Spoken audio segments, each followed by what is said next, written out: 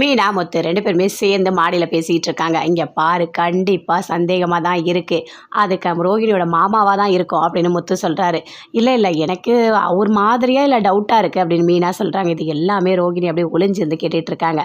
இங்கே பாரு, கண்டிப்பாக அந்த பொண்ணு பொய் சொல்லியிருந்தா உண்மையாகவே அவர் மறுபடியும் வருவார், கண்டுபிடிச்சிடலாம் அப்படின்னு சொல்லிட்டுருக்காங்க. 2 பேருமே சேர்ந்தே கீழே வராங்க. வந்தவொடனே அப்படியே அங்கே உட்காந்துட்ருக்காங்க ஸ்ருதி. அப்போ சொல்கிறாங்க, ரவி என்னடா இப்படி பண்ணிகிட்ருக்க அப்படின்னு சொல்லிட்டு கேட்குறாங்க. ஏமா புருஷனை போடா வாடான்னு தான் சொல்லுவாங்களா என்ன அப்படின்னு சொல்லிட்டு விஜயா கேட்குறாங்க. அது இதில் என்ன ஆண்டி இருக்குது, அவன் வயசும் என் வயசும் ஒன்று, அதனால தான் நான் அப்படி பேசுகிறேன் அப்படின்னு சொல்கிறாங்க. என்னதான் இருந்தாலும் நீ எல்லார் எதுக்கும் கொஞ்சம் மரியாதையாக பேசுமா அப்படின்னு சொல்கிறாங்க. அதெல்லாம் ஒன்றும் இல்லை ஆண்டி, என்னால் எனக்கு அப்படி தான் கூப்பிட முடியும் அப்படின்னு சொல்லிட்டு இருக்காங்க. அங்கே வந்து முத்து மீனா 2 பேருமே வராங்க. ரோகிணி யோசிக்கிறாங்க என்ன பண்ணலாம் அப்படின்னு சொல்லிட்டு அவங்க ஃப்ரெண்டுக்கிட்ட போய் கேட்குறாங்க. ஒன்றுமே புரியலையே, இவங்க 2 பேர்கிட்ட மாட்டினது தப்பு தான், அந்த ப்ரௌன் மணியை வேறு ஏதாவது ஒன்று பண்ணி யோசிக்க வைக்கலாம் அப்படின்னு சொல்லிட்டு இருக்காங்க. சரி, நீ துபாயில் இருக்க மாதிரி ஏதோ ஒரு ஃபோனில் வீடியோ கால் மாதிரி பேசவை அப்படின்னு சொல்கிறாங்க ரோகிணி.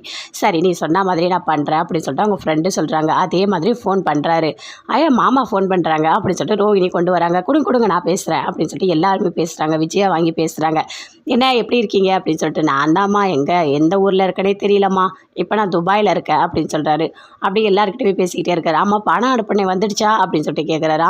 பணம்லாம் வந்துடுச்சு, இன்னும் கூட ஒரு 5 லட்ச ரூபா தரேன்னு சொல்லியிருக்காரு. ஓ சரி அப்படின்னு சொல்லிட்டு விஜயா சொல்லிட்டு இருக்காங்க. மனோஜ்கிட்ட பேசுகிறாங்க. நீங்கள் கொடுத்த பணத்தில் தான் நான் பிஸ்னஸே ஸ்டார்ட் பண்ணேன் அப்படின்னு சொல்கிறாரு. சரிப்பா சரி, நல்லா இருக்கியா அப்படின்னு சொல்லிட்டு கேட்டுட்ருக்காரு. எல்லாருக்கிட்டையுமே பேசுகிறாரு. பேசினோடனே அப்படியே முத்தும் வாங்குறாரு. கொடுங்க அப்படின்னு சொல்லிட்டு நானும் பேசுகிறாரு. என்ன எப்படி இருக்கீங்க, துபாயில் இருக்கீங்களா, சரி நீங்கள் இருக்கீங்களே அந்த அட்ரஸ் என்ன அப்படின்னு சொல்லிட்டு கேட்குறாரு. அப்படியே முழிக்கிறாரு. என்ன சொல்கிறதுனே தெரியல அவங்க மாமாவுக்கு. அப்படியே முழிக்கிறாரு ப்ரௌன் மணி. அப்போ சொல்கிறாங்க ஸ்ருதி, அங்கே நிறைய ஊர் இருக்குதுன்னு சொல்லிட்டு எல்லா ஊரோட பேரும் சொல்கிறாங்க. சொல்லும் போது அவர், சரி நீங்கள் இப்போ எந்த தெருவில் இருக்கீங்க ஏதாவது தெரியுமா அப்படின்னு சொல்லிட்டு முத்து கேட்குறாரு. இல்லை எனக்கு இப்போ எதுவும் தெரியல, நானும் இங்கே புதுசாக தானே வந்திருக்கேன் அப்படின்னு சொல்கிறாரு. அப்படியா, இல்லை நீங்கள் எங்கே இருக்கீங்கன்னு தெரிஞ்சா என்னோடய ஃப்ரெண்டு அங்கே வரேன்னு சொன்னா அப்படின்னு முத்து சொல்கிறாரு. முதல்ல அவங்ககிட்ட இந்த ஃபோனை வாங்குங்க அப்படின்னு சொல்லிட்டு விஜயா கத்துறாங்க. ஃபோனை வாங்குறாங்க.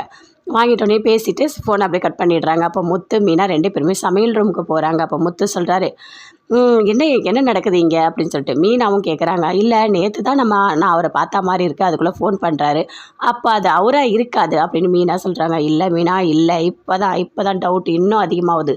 கண்டிப்பாக அந்த பார்லர் அம்மா ஏதோ ஃப்ராடு பண்ணி ஏமாத்துது. நேற்று நீ பார்த்தன்னு சொன்னோடனே இன்றைக்கி வீடியோ காலில் பண்ணுறாரு. கண்டிப்பாக அவர் இன்னொரு வாட்டி நம்ம கல்லில் மாட்டுவார், பார்த்துக்கலாம் அப்படின்னு சொல்லிட்டு முத்து சொல்கிறாரு மீனா கிட்ட.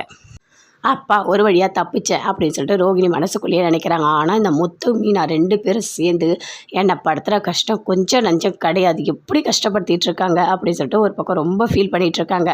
விஜயா அண்ணாமலை கிட்ட சொல்கிறாங்க, இங்கே பார்த்தீங்களா அப்பா எவ்வளோ பணம் அனுப்பியிருக்காங்க, அவன் நல்லபடியாக பிஸ்னஸ் வச்சு ஸ்டார்ட் பண்ணி நல்லா ஆகிட்டான். அதே மாதிரி அவங்க அப்பா சீக்கிரமாக வந்துடணும், ரோகிணியோட அப்பா வெளியே வந்தால் இன்னும் கூட நிறைய பணம் கொடுப்பார், இன்னும் கூட நல்லா இருப்பான் என் பையன் அப்படின்னு சொல்கிறாங்க.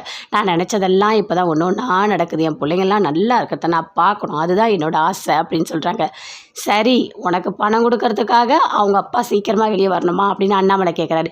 ஏங்க இப்போ உங்களுக்கு என்ன பிரச்சனை அப்படின்னு சொல்லிட்டு விஜயா சொல்கிறாங்க. என் பையன் நல்லா இருந்தால் எனக்கு சந்தோஷம் தானே, அப்போ தான் நிறைய பணம் கிடைக்கும் அப்படின்னு சொல்கிறாங்க. நல்லா தான் பேசுகிற நீ அப்படின்னு சொல்லிட்டு அண்ணாமலை சொல்லிட்டு இருக்காரு. விஜயா போங்க, உங்களுக்கு வேறு வேலையே இல்லை அப்படின்னு.